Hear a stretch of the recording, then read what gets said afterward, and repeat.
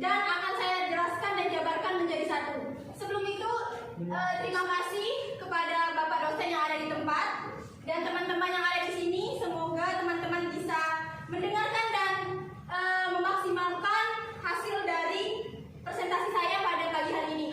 Sebelum saya lanjut, izinkan saya untuk memperkenalkan nama-nama kelompok saya, karena jika bukan karena mereka, tentu saja hasil ini tidak akan berjalan dengan sempurna. Sebelum itu, perkenalkan, nama saya Intan Afianti dengan nomor induk mahasiswa I1M022082 selaku moderator dan juga pemaparan materi pada pagi hari ini. Dan ada teman-teman saya, Febri Adia Alima dengan NIM E1M022009, dan ada Irna Audina dengan nomor induk mahasiswa E1M022036. Ada Leni Widayanti dengan NIM E1M022040. Ada Nurmala Mustafa dengan NIM E1M022050. Mungkin cukup untuk perkenalannya. Saya akan lanjutkan dengan pemaparan materi yang sudah dikerjakan oleh kelompok saya. Di mana materi yang akan saya jelaskan adalah tentang Pancasila sebagai ideologi negara. Di mana dalam materi ini ada 4 poin. Ada pengertian ideologi dan Pancasila. Yang kedua, perkembangan ideologi Pancasila. Yang ketiga, sumber historis, sosiologis, dan politis Pancasila. Dan yang terakhir adalah fungsi dan nilai Pancasila.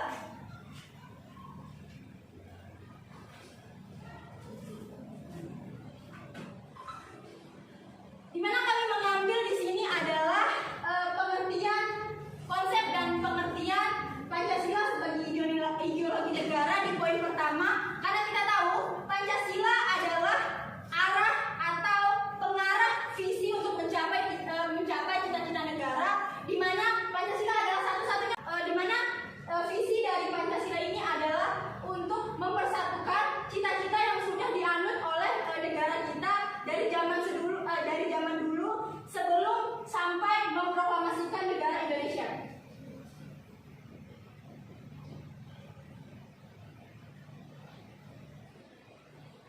Yang kedua, poin yang kami ambil adalah perkembangan ideologi Pancasila di Indonesia.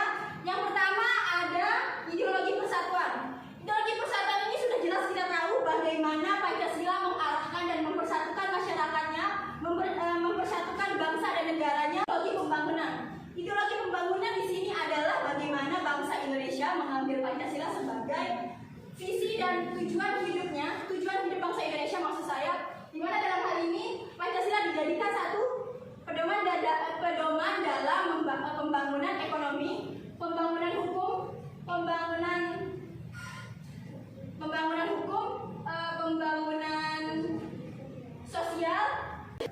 Oke, yang ketiga di sini ada ideologi terbuka, di mana dalam hal ini Pancasila menganut cita-cita atau ketentuan dari bangsa Indonesia ini tidak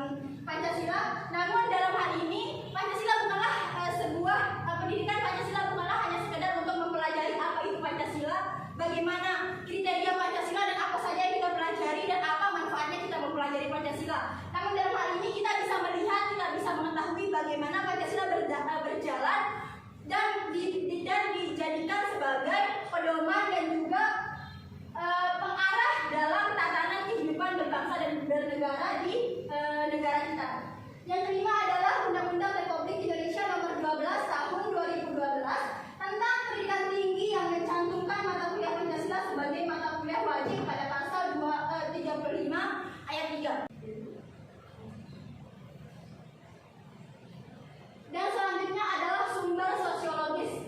Sila pertama, kehidupan beragama masyarakat Indonesia. Sila kedua, saling menghargai dan menghormati hak-hak lain.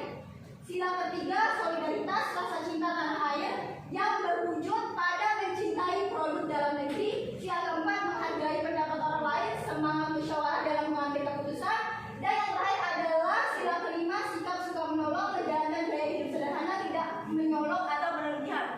Dalam sumber sosiologis ini menyangkut dan mengambil semua nilai-nilai yang terkandung dalam sila Pancasila. Bagaimana kita tahu? Bagaimana kita tahu? Karena sudah terpampang jelas.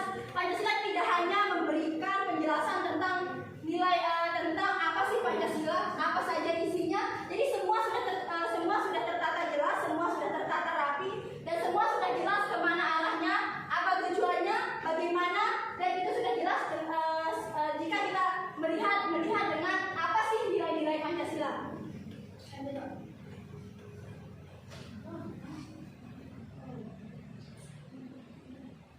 Dan yang kami ambil dari segi dalam hal ini adalah sumber politis, di mana dalam nilai ketuhanan yang keterkaitan individu dengan sesuatu yang dianggapnya memiliki kekuatan sakral, suci, agung, dan mulia, nilai kemanusiaan, pembentukan suatu kesadaran tentang keteraturan sebagai asas kehidupan, nilai persatuan, nilai permusyawaratan, dan nilai keadilan sosial.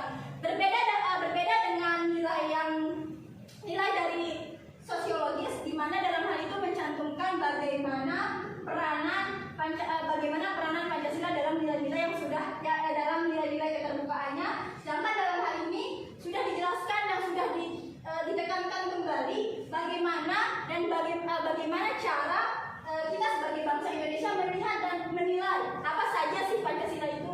Bagaimana kita bisa mengungkapkan nilai-nilai Pancasila itu penting untuk kita pahami dan penting untuk kita lestarikan, dan penting juga untuk kita lihat nilai-nilai yang terkandung di dalamnya itu adalah benar atau tidaknya bisa kita jalankan dalam kehidupan kita, kehidupan berbangsa dan bernegara.